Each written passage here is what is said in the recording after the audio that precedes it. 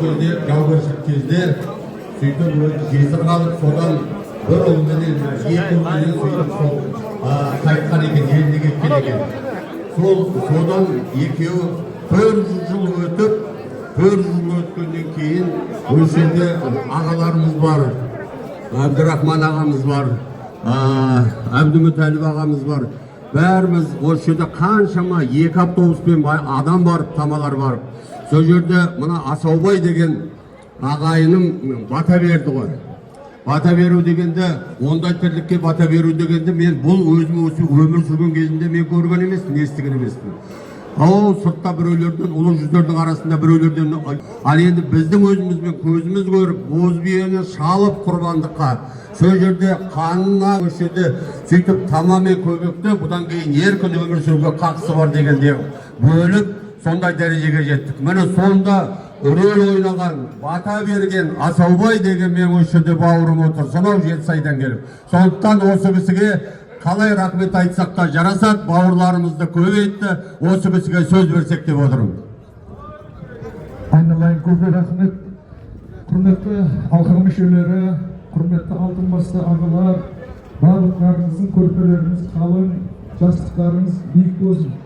Ал енді біздерді қасқарайыптарды Құдай жаратқан шығар, бірақ адамды қалыптастырған осы созақ. Оның ішіндегі мені қалыптастырған мына жерде жатқан Турал ержан көке мені тәрбиеледі. Ал енді қазақ айтады, иттің басын сипасаң, керектілігі қолыңды жалайды дейді. Сондықтан көкенің жатқан жері жайлы болсын. Ал енді мынау әкесіндей болмаса да інім бағлан өмір жүрген жерде көкеден жүреді. Ал енді бұл кісілерден кейінгі жақсылық көрген адамым Әбдірахман көке Момбаев. Біздің әкеміз шынында да бір оқымысты адам еді, үй басқарушы еді, бірақ мынандай халықшыл адам емес еді біздің папамыз. Мына сондықтан Қаракөл өндіретін совхоз ашты 75-ші жылы. Міне содан бері Әбдірахман көкенікті мен өзімнің әкемнен кейінгеріне ұстазым деп білемін. Ал енді қазақ айтады ғой, әкең өлсе де әкенің көзін көрген өлмесін деп. Әкенің көзін көрген адам ұры болса, отбасын бұзар болса, соны сыйлайсың ба?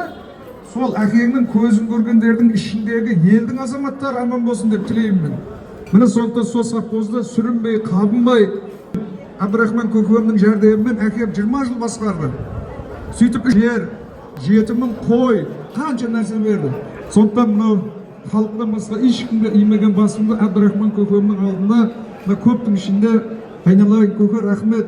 Енді екінші жақсылығы менің бастығым бар еді Өзбекстанда. Базарбай Шамшиев деген. Сол кісіні алдырып, мына ғылым кандидаты қылды, абыройын көтерді. Сондықтан бұл жерге неменеге келіп отырмыз? Адамдар жеген кезде сау адамның тамағын жейді, мінезіне қарасаң, қылығына қарасаң, бір ауыл адам тірлігін істейді. Мен ондай адамды көріп отқан жоқпын бұл жерде. Міне сондықтан, ал енді мынау Асанәлі ағамыз алтында 2 баласынан айырылды. Осы күнге қалай жетті? Себебі қазаққа мына Бегежанның айналайын, Бегежанның рөлін сомдайын деп кірді бұл кісі сондай қиыншылыққа. Мына 2 бауырымда жатқан жері жайлы болсын. Қартайғанда көкемнің көрпесі қалың, Асанәлі көкемнің жастығы биік болсын. Сол кезде жаңа қыз жібек 66 жылыма болған кезде әйелдердің бәрі Асанәлі Әшімовті қарғап кеткен. Қазақ ондайды көрмеген бе бұрын? Міне сондықтан көкемі 28 жылдан бері келеді екен. Көкем әрдайым келген сайын жүзі жарық, бала шағасы аман болып жете берсін. Сондықтан мен мына 2 нәрсені жаман жек көремін. Көп сөйлегенді, кейін мынау халыққа ақыл үйреткен жаман жек көремін. Сөйлеп жүрсің ғой дейтін болсаңыз, дөп сөйлеу керек, кейін халыққа нақыл айту керек. Міне сондықтан пайғамбарымыздың хадис бар, фазурул қубура фа иннаха тузакирекумул ахира дейді. Міне не тілек тілейтін болсаң, мазарға барып, көптің ішінде тіле дейді. Неге я Расулулла дегенде, мазарға ешкім арақ ішіп келмейді, ешкім шылым шегіп келмейді. Міне сондықтан бұлар кеше біздей болса, ертең бізде сондай боламыз. Екінші хадис, ад-дуния музааратул ахира дейді. Сондықтан бір келгенінде Асанәлі көкем бәріміз ұрсып беріп еді, шикі палау жеуге келгенсің деді. Мына шулай бересің деді. Міне сондықтан одан да Құдайдан тілей. Ал енді мынау қылдай қымбатшылық, екі адамды шақырып шай берудің өзіне де өз болмайды. Жаман қымбат болып тұр қазір. Сондықтан осындай уақытымыздың ұрпақтары Құдайдан үміт көп, көпті жинап батасын алайын деп жатқан Жабал атамыздың ұрпақтары жасаса өмірлеріне, істесе кәсіптеріне, барлық тыныс-тіршіліктеріне Жабал атамыздың Құдай береке берсін. Ал енді ол берекелі болу үшін ынтымақ керек. Татулық таусылмайтын кен секілді, кенді сақтау шаман жетсе шен секілді. Ана ортаға татулықтың туын тіксең, дос дұшпан демес сені кемсең. Тірлікте бір-біріңді сыйлап өтсең, сонда ғана боласың берекелі ел секілді. Менің әкем Ибадулла Үмбетаев ерігіп бір нәрсені аңдып кетті. Аңсап, жылап кетті. Асаубайжан неге адамдар өлгеннен кейін сыйлайды бір-бірін? Міне мен мына көкелерімнің тірідей төрде отқан Сексенбай көкемнің тұзын жедік.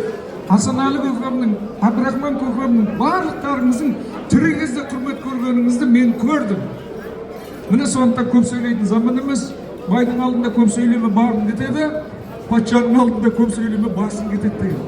Міне айналайын, ел кімнің кім екенін біледі, ел таниды. Сондықтан ағаларым қуатты болсын, келіндеріміз перзентті болсын. Айналайын, көргеніңіз жақсылық болып, Жамал балдардың жайған дастарханына Құдай береке берсін. Айналайын, көпшілік сіздерге не тілеймін? Айдан аман болып, жылдан түгел болып, малдарыңызға мал, жандарыңызға жан қосылып, ендігі жылы дәл осы жерде кездесуді Алла нәсіп етсін. Керемет, керемет, Асеке керемет сөйледіңіз. Міне шапанды біз сірә жау жіберейін, сіз айып еттіңіз. Ал енді Асекенің сөзі өте керемет. Бекерді бекер бата бермеген екенсіз ғой. Бар екен